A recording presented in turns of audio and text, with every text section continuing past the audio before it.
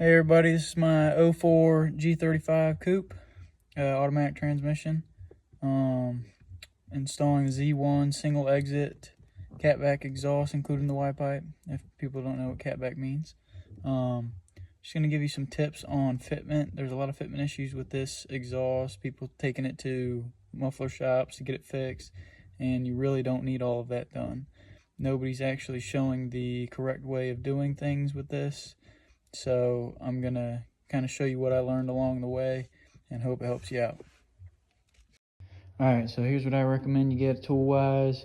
I use the M18 half-inch drive impact for the old exhaust, getting it off. Make sure you got a nice light, definitely a plus.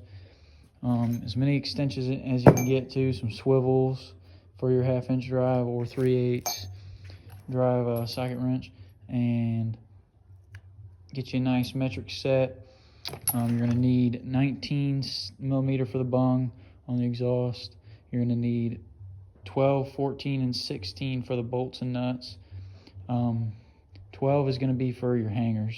You know, it just depends on what you want to do with that, getting them off. I used a nice set here, and you know, you're going to have to kind of play around with what you need and how you can reach things. Here's a big one. Make sure you get yourself a nice square. Actually had a welding buddy of mine come by to kind of show me things as far as flanges and what I could do with fitment, but this is what he kind of had to say, so I'm going to help you guys out. So you're going to climb under here. Alright. So this Y pipe can really go only one way with these. You're gonna have to kind of play around. If you swap them, because they're not labeled, I don't believe, you will not get the fitment as far as this W brace. Now, or that's not the W brace, your subframe. You want to make sure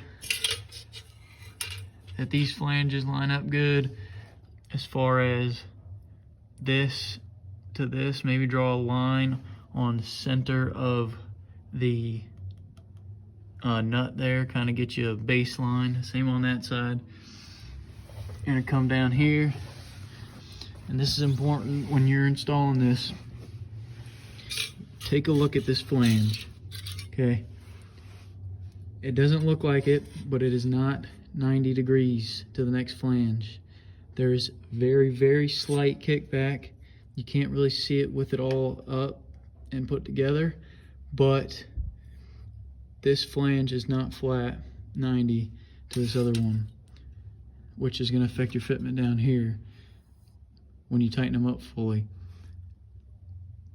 So you're going to get a slight kickback right here on the flange, slight kickback right here on this flange. If you put a square from this point to this point here, you're going to notice a slight rise in the square over, you know, a period of that whole pipe. You probably have about I'd say 1/8 of an inch, but it's going to affect you as far as right here fitment. And you got to, I have about 1/8 of an inch clearance, maybe a little more actually.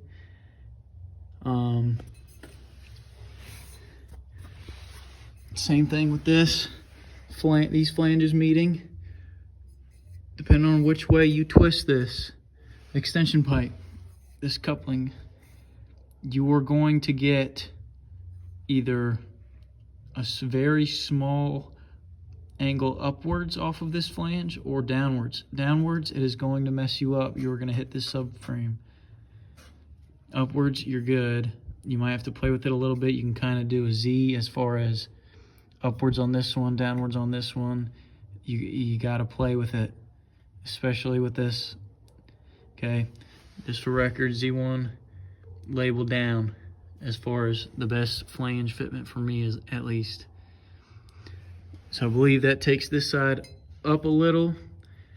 I believe I went up a little with this one and then back down just very little on this one as far as fitment for not hitting your bumper. So This will help you out. Trust the process. When you get down, some people have fitment problems with the differential. I did, at least in the beginning, before I fixed those flanges and, you know, having those kickbacks or not. This should have, you know, a decent amount of room from it if your flanges are the correct way. You're gonna have to find another place to put that ground wire. I haven't messed with it too much yet. You got your hanger right here. You make sure you want to preserve that off of the old. Don't tear it up. I made sure to preserve that one. Kind of destroyed the other one up here, but you know, I got it, you know, for future in case I do anything. Clamps nice, tight, and secure. This will actually slide back into this further than you want it, so pay attention to depth. And then coming out here, you have the Z1, you know, they kind of, I don't know if they did that on purpose, but it's not exactly rounded right there. But as you can see, I have a decent amount of clearance between my bumper and the tip. This bracket actually came stock on the car. I don't know how many people still have them, because I believe these clips are in them, and you know, we know what happens to those clips. You don't have to tell me.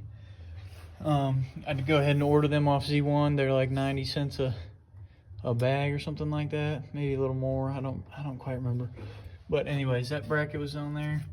I had bumper issues as far as this edge hitting my exhaust. So what I did, if you have this bracket, move the light over here. Sorry, let me get a better angle. As you can see, I measured and drilled 2 new holes. Okay, that pulls this up more, gives you clearance. This side, I don't know what happened to this. I'm guessing it fell out at some point. Those clips broke, you know, just age and wear and tear. I'm gonna put another one on this side. Probably end up having to make a bracket and do the same thing. So all that really does is pull this edge upwards. You can see right now I got flat, and then it kind of tapers down because I don't have the other bracket on. Once I do that, it'll be flat all the way, and we'll have good clearance on the exhaust right here. I've had no melting issues so far. You know, I haven't ran it much, to be honest, but I don't think I will have issues like other people. Coming back up front here, just gonna want to show you something here. My cats are stock. I'm gonna have to mess with them at some point, obviously.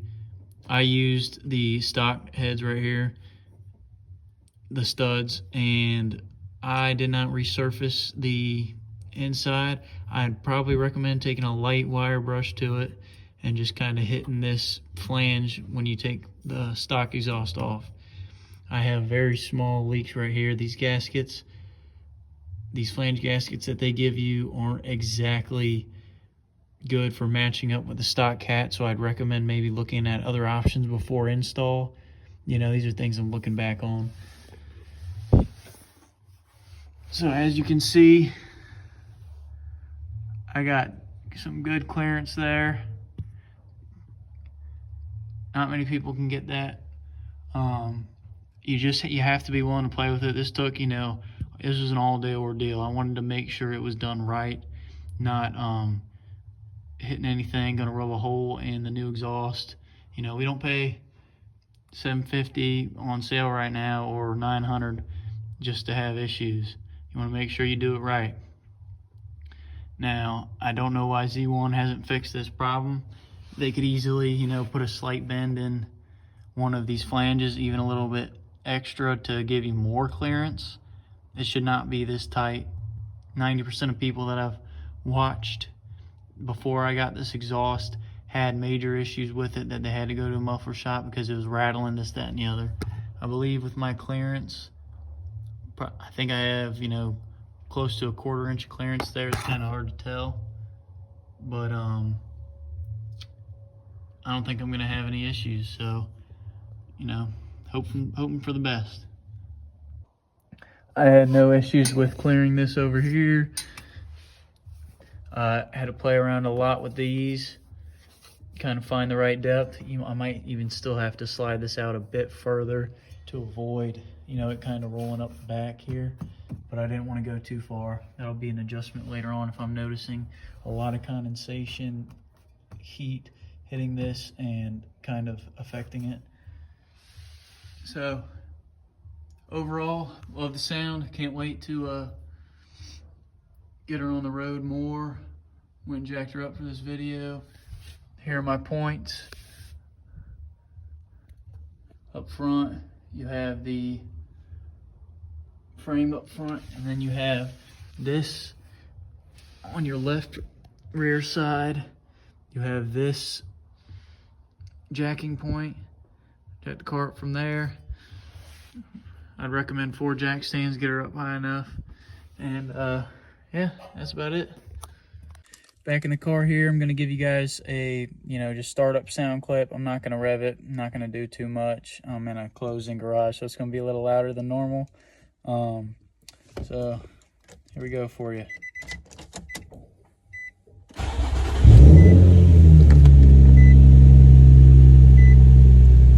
mean, she sounds good. I recommend taking the silencer out. It's up to you. I didn't try it with the silencer because I already kind of knew, but it is what it is. However you prefer. So overall, I'd say 9 out of 10. Install took a little longer than normal. Z1 could do something about that, not clearing that subframe, and it amazes me they haven't done more about it. But this isn't top of the line. This is kind of budget friendly as far as exhaust goes. If you find this helpful, feel free to like. I'm not really looking for anything on this channel, just kind of trying to put something out there to help you guys. A lot of people are still buying this and still having a lot of issues, and some guys they don't show it all, and I don't understand that. I never will. But I hope you guys have some good luck with installing this, and take care.